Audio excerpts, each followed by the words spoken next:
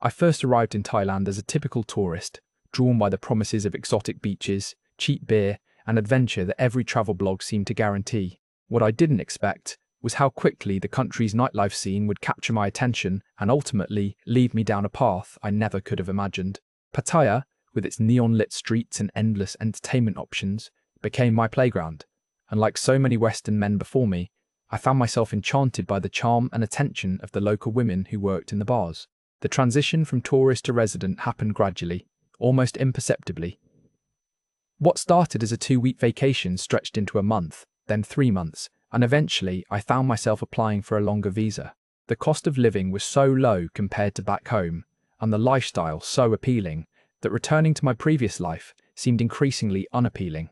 I rented a small apartment near Walking Street, learned basic Thai phrases, and settled into the rhythm of expat life in Thailand's most notorious party destination. It was during my 3rd month in Pattaya that I first encountered Tip at a bar called Lucky Star. She was 24 years old, petite with long black hair and a smile that seemed to light up the entire room. Unlike some of the other girls who were overtly aggressive in their approach, Tip had a more subtle charm. She would laugh at my terrible Thai pronunciation, teach me new words, and seemed genuinely interested in learning about my life back in Australia. What struck me most was how she didn't immediately ask for drinks or push for me to pay her bar fine. Instead, she seemed content to simply talk and enjoy my company. Our first real conversation lasted 3 hours.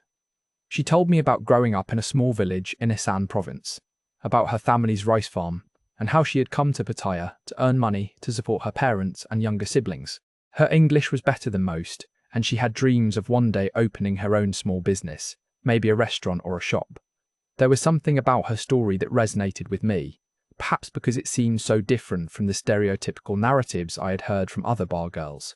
She appeared vulnerable, yet determined, traditional, yet adaptable to the modern world she found herself navigating. Over the following weeks, I found myself returning to Lucky Star, specifically to see Tip. We would talk for hours about everything and nothing. She would tell me about Thai culture, explain the meaning behind various festivals and traditions, and I would share stories about life in Australia, my work as an engineer, and my family. Gradually, what started as casual bar conversations evolved into something that felt more meaningful. She began texting me during the day, sending photos of her meals, or asking about my plans. When I suggested we spend time together outside the bar environment, she seemed genuinely excited about the prospect. Our first real date was to a local temple, followed by dinner at a small Thai restaurant away from the tourist areas. Tip wore a simple dress and minimal makeup, looking nothing like the glamorous bar girl persona she adopted at work. She was knowledgeable about the temple's history, respectful during our visit, and seemed to take pride in showing me authentic Thai culture rather than the commercialized version most tourists experienced. During dinner, she insisted on ordering for both of us, explaining each dish and teaching me the proper way to eat with chopsticks. It felt genuine, romantic even, and I began to believe that perhaps I had found something special. The relationship progressed naturally over the next 2 months. Tip would spend her days off with me, and I would visit her at the bar less frequently, preferring our private time together. She introduced me to her friends, other girls who worked in the entertainment industry, and I was surprised by how normal and down-to-earth they seemed when away from their work environment. These women were sending money home to their families, supporting children, and working towards specific financial goals. It challenged many of the preconceptions I had held about the bar girl lifestyle. When Tip first mentioned her family's financial struggles, it seemed like a natural part of our deepening relationship. Her father had been injured in a farming accident and couldn't work. Her mother was caring for him full-time, and her younger brother was trying to finish his education. She never directly asked for money, but would occasionally mention how worried she was about them. Being in love and wanting to help, I offered to send a few thousand baht to assist with her father's medical expenses. The gratitude she showed was overwhelming, and it made me feel like a hero, like I was making a real difference in the lives of people who truly needed help. This initial financial assistance opened the door to what would become an increasingly complex web of monetary support. Over the following months, there were school fees for her brother, repairs needed for the family home, medical bills for her grandmother, and various other emergencies that seemed to arise with concerning frequency. Each request was presented with such genuine emotion and detailed explanations that I found it impossible to refuse. Tip would show me photos of the problems, sometimes even video calls with family members who would thank me profusely in broken English for my generosity. The amount started small, but gradually increased. What began as a few thousand baht here and there evolved into regular monthly support of 20,000 baht, then 30,000, then 50,000. Tip explained that this was normal in Thai relationships, that taking care of your partner's family was expected and showed serious commitment. She would compare our relationship to other expat couples she knew, pointing out how much more generous other foreign men were to their Thai girlfriends' families. This created a sense of competition and obligation that I found difficult to resist. 6 months into our relationship, Tip suggested that we move in together. She had been staying at a small room near her bar, and I was still in my basic tourist apartment. She found a beautiful condominium in a modern building with a pool, gym, and security. The rent was significantly higher than what I had been paying, but she argued that it would actually save money since she could quit working at the bar and focus on our relationship full-time. The logic seemed sound, and the prospect of having her all to myself, away from the bar environment, was incredibly appealing. Moving in together marked a significant shift in our relationship dynamic. Tip transformed from the working girl I had met into what appeared to be a devoted girlfriend and homemaker. She would cook elaborate Thai meals, keep the apartment spotlessly clean, and seemed to take genuine pride in creating a comfortable home for us. She would wake up early to prepare my breakfast, have dinner ready when I returned from my daily activities, and showed affection and attention that made me feel truly loved and appreciated. However, living together also meant that I became more intimately aware of her family's ongoing financial needs. Phone calls from home became daily occurrences, often followed by tearful conversations about new emergencies or problems that required immediate financial intervention.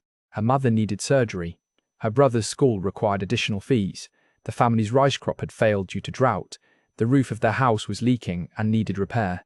Each crisis seemed legitimate and urgent, accompanied by photos, documents, and emotional appeals that made refusing seem heartless. The financial demands escalated beyond simple family support to include what Tip described as investments in our future together. She wanted to start a small business, perhaps a food cart or a shop, which would require initial capital. She spoke passionately about becoming financially independent and contributing to our household income rather than simply relying on my support. The business plans she presented seemed reasonable and well thought out, complete with location scouting, cost projections, and potential profit calculations. Her entrepreneurial spirit impressed me and made the investment seem like a smart decision for our shared future. Additionally, there were cultural obligations I was learning about for the first time. Thai holidays required sending money to family members, Buddhist ceremonies needed financial contributions, and various social events demanded her participation with appropriate gifts and donations. Tip would explain these customs with such detail and apparent authenticity that I felt compelled to participate fully in order to show respect for her culture and demonstrate my commitment to our relationship. The monthly expenses had grown to over 100,000 baht, not including the special requests and emergency situations that arose regularly. When I expressed concern about the increasing costs, Tip would become emotional, explaining how important family was in Thai culture and how my reluctance to help made her question my love and commitment. She would compare me unfavorably to other foreign men who supposedly supported their Thai partners' families without complaint, making me feel selfish and culturally insensitive for even questioning the expenditures. To justify the expenses to myself, I rationalized that I was living in Thailand very cheaply compared to my home country, that the money was going to people who truly needed it, and that this level of support was simply part of having a serious relationship with a Thai woman. Tip reinforced these justifications by showing me evidence of how the money was being used, photos of her father's improved health, her brother's school achievements, and improvements to the family home. It all seemed legitimate and worthwhile, even if the amounts were becoming uncomfortably large. The warning signs were there, but I chose to ignore them or explain them away.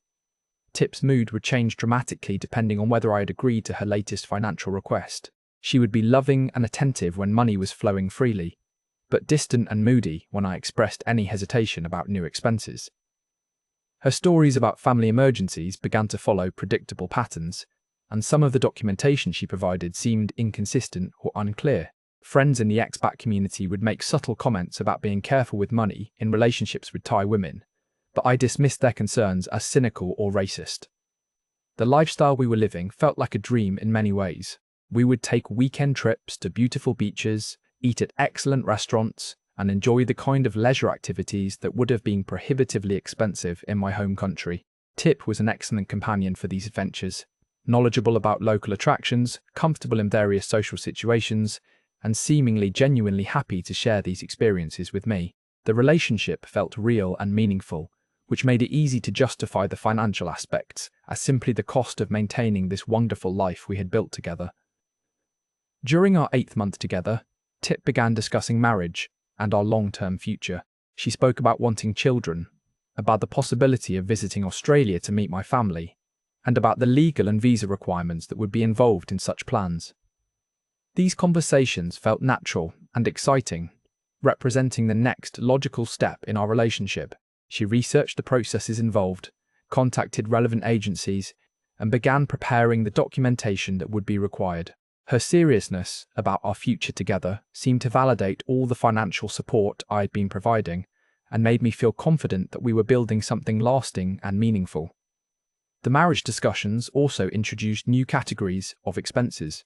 There would be costs associated with visa applications, legal documentation, and the traditional Thai wedding ceremony that Tip wanted to have for her family. She explained the cultural importance of a proper wedding celebration, the expectations her family would have, and the social obligations that would be involved. The projected costs were substantial, but she presented them as one-time investments in our future happiness and her family's acceptance of our union. As our relationship approached the 1-year mark, I found myself completely integrated into what felt like a genuine Thai family structure. I was regularly video calling with her parents, sending birthday gifts to various family members, and being consulted on important family decisions. Tip would translate conversations and relay messages, making me feel like an important and valued member of their extended family. This sense of belonging and responsibility made the financial obligations feel less like exploitation and more like natural family duties. The discovery that would shatter this carefully constructed reality came entirely by accident. I had forgotten my phone at the apartment and returned unexpectedly to retrieve it during what I thought was Tip's afternoon nap. Instead of finding her sleeping, I discovered her in our bedroom with another man, a younger Thai guy who I later learned was someone she had been seeing regularly throughout our entire relationship.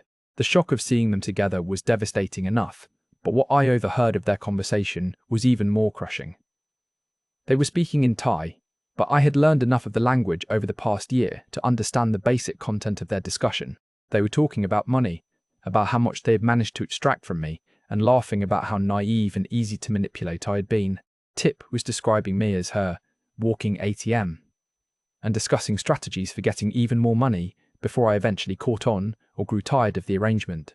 The casual cruelty of their conversation was breathtaking, and I realized that everything I had believed about our relationship was a carefully orchestrated deception. I quietly left the apartment without confronting them, my mind reeling from the revelation. Everything suddenly made sense in the most painful way possible. The escalating financial demands, the convenient timing of family emergencies, the emotional manipulation tactics, and even her apparent devotion and domesticity had all been part of an elaborate performance designed to extract as much money from me as possible. I felt simultaneously furious and humiliated, angry at her deception, but equally angry at myself for being so thoroughly fooled. Over the next few days, I began to investigate the various stories and expenses that had characterized our relationship. I contacted other expats who had experience with similar situations and learned that many of the emergencies and cultural obligations Tip had described were common scams used to manipulate foreign men. The business plans, family medical expenses, and even some of the cultural celebrations had been fabricated or greatly exaggerated to justify the constant flow of money. The depth of the deception was staggering. I discovered that Tip had never actually quit working at the bar as she had claimed, but had simply changed her schedule to avoid times when I might visit. The family emergencies were often entirely fictional, with photos and documentation borrowed from other people's actual situations. Even some of the video calls with family members had been staged, with people pretending to be her relatives in order to make the requests for money seem more legitimate and urgent. The realization that I had been systematically deceived and financially exploited for nearly a year filled me with a rage unlike anything I had ever experienced. The betrayal was not just romantic, but also deeply personal, attacking my intelligence, my judgment, and my basic ability to read people and situations accurately. I had prided myself on being worldly and sophisticated, yet I had been played like a complete amateur by someone I had underestimated entirely. Rather than simply confronting Tip and ending the relationship, I decided that the situation called for a more calculated response. She had spent months planning and executing her deception, showing no regard for my feelings or financial well-being.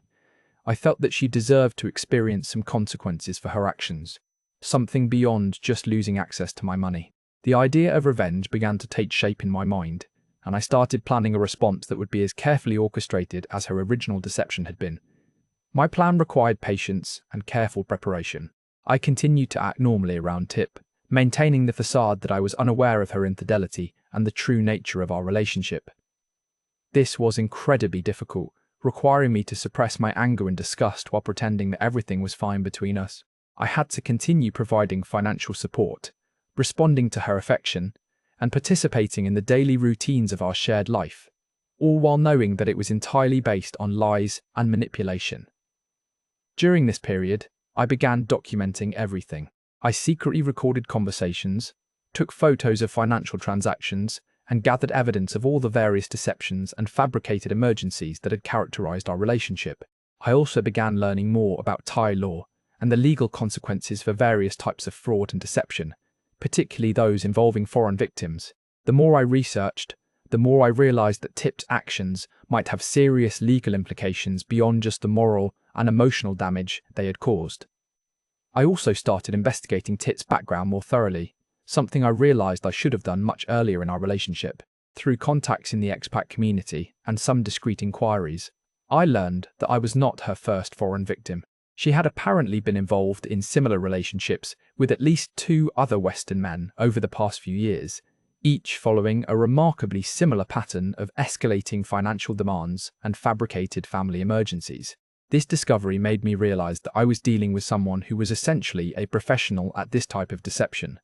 The knowledge that Tip was a serial scammer rather than someone who had simply gotten carried away in one relationship changed my perspective on the situation entirely. This was not a case of a desperate woman making poor choices, but rather a calculated criminal enterprise designed to systematically defraud foreign men. The realization hardened my resolve to ensure that she faced real consequences for her actions, both to achieve justice for myself and to prevent her from victimizing other men in the future. After 2 weeks of careful planning and evidence gathering, I was ready to execute my revenge. The plan was multifaceted, designed to hit Tip where it would hurt most, while also ensuring that she would face lasting consequences for her actions. I had learned that her greatest fear was being exposed to her family and community, particularly since she had been telling them that I was planning to marry her and take her to Australia. The shame and loss of face that would result from the truth being revealed would be devastating in Thai culture. I started by contacting her real family members directly, using the contact information I had gathered over the months of our relationship. I explained the entire situation in detail, providing evidence of her deception and the money that had supposedly been sent for their various needs. I learned that they had received only a fraction of what I had been told was being sent, with Tip keeping the majority for herself. Her parents were shocked and horrified to learn about her activities, particularly since they were devoutly Buddhist and viewed her deception as deeply shameful. Next, I contacted the other foreign men who had been involved with Tip in previous relationships. Through the Expat network, I was able to track down 2 of her former victims and share information about her methods and patterns. Together, we compiled a comprehensive dossier of her activities that could be used to warn other potential victims and potentially support legal action against her. The solidarity among her victims was empowering and helped validate my decision to seek revenge rather than simply walking away. The centerpiece of my revenge plan involved exposing Tip's activities to her current employer and the broader bar community where she worked. I prepared a detailed presentation of evidence showing her systematic deception, including recordings, financial records, and testimony from multiple victims. In the tightly knit world of Pattaya's entertainment industry, reputation is everything, and I knew that being exposed as a scammer would make it extremely difficult for her to continue operating in the same way. I also reported her activities to the local police, providing evidence of fraud and deception involving foreign victims. While I knew that legal action might be slow and uncertain, I wanted to create an official record of her activities that could be used to prevent her from obtaining visas to travel abroad or to support future legal actions by other victims. The police seemed genuinely interested in the case, particularly given the systematic nature of her deceptions and the involvement of multiple foreign victims. The final element of my plan was the most personally satisfying. I arranged to confront Tip publicly, in front of her colleagues and friends at the bar where we had first met. I waited until a busy night when many people would be present, then calmly presented the evidence of her deception and infidelity. The shock and embarrassment on her face as her carefully constructed facade crumbled in front of everyone she knew was deeply gratifying after months of being manipulated and lied to. The confrontation was devastating for Tip. She initially tried to deny the accusations, then attempted to minimize them, and finally broke down completely when faced with the overwhelming evidence of her deception. The reaction of her colleagues and friends was mixed, with some expressing shock and others admitting that they had suspected something was wrong with her stories about our relationship. The public humiliation was exactly what I had hoped to achieve, ensuring that she would face social consequences for her actions. In the aftermath of my revenge, I felt a complex mixture of satisfaction and emptiness. The immediate gratification of seeing Tip face consequences for her actions was significant, but it did not fully compensate for the months of deception and financial loss I had experienced. The process of planning and executing the revenge had been consuming and emotionally draining, leaving me feeling exhausted and somewhat hollow despite achieving my goals. The broader expat community's reaction to the situation was largely supportive, with many people sharing their own experiences of being deceived or manipulated in relationships with Thai women.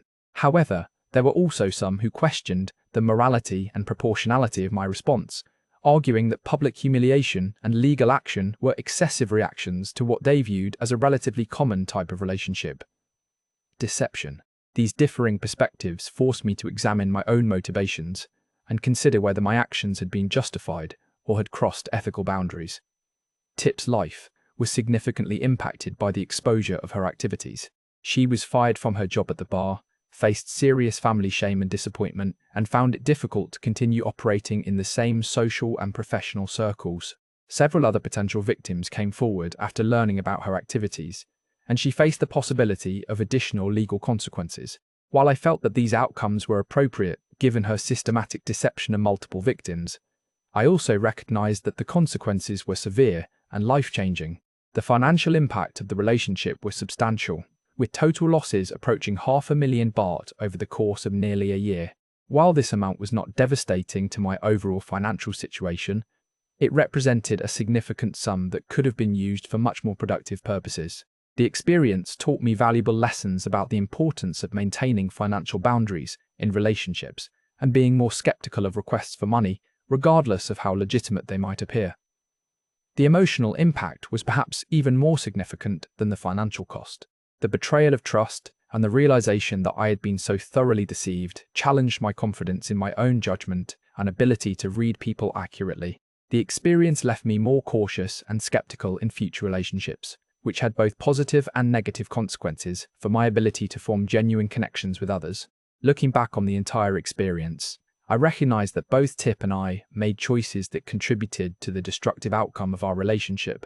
Her decision to systematically deceive and exploit me was clearly wrong and deserved consequences, but my response, while understandable, may have been disproportionately harsh. The situation highlighted the complex dynamics that can develop between foreign men and Thai women in environments like Pattaya, where economic disparities and cultural differences create opportunities for both genuine connection and mutual exploitation. The experience ultimately served as a valuable education about the realities of expat life in Thailand and the importance of maintaining healthy skepticism while remaining open to authentic relationships. It taught me that the exotic appeal of foreign cultures and relationships can sometimes blind people to red flags and warning signs that would be obvious in more familiar contexts. The lesson was expensive and emotionally costly, but it provided insights that have been valuable in all subsequent relationships and life decisions. The experience taught me to trust my instincts more readily and to recognize when someone's actions consistently contradict their words.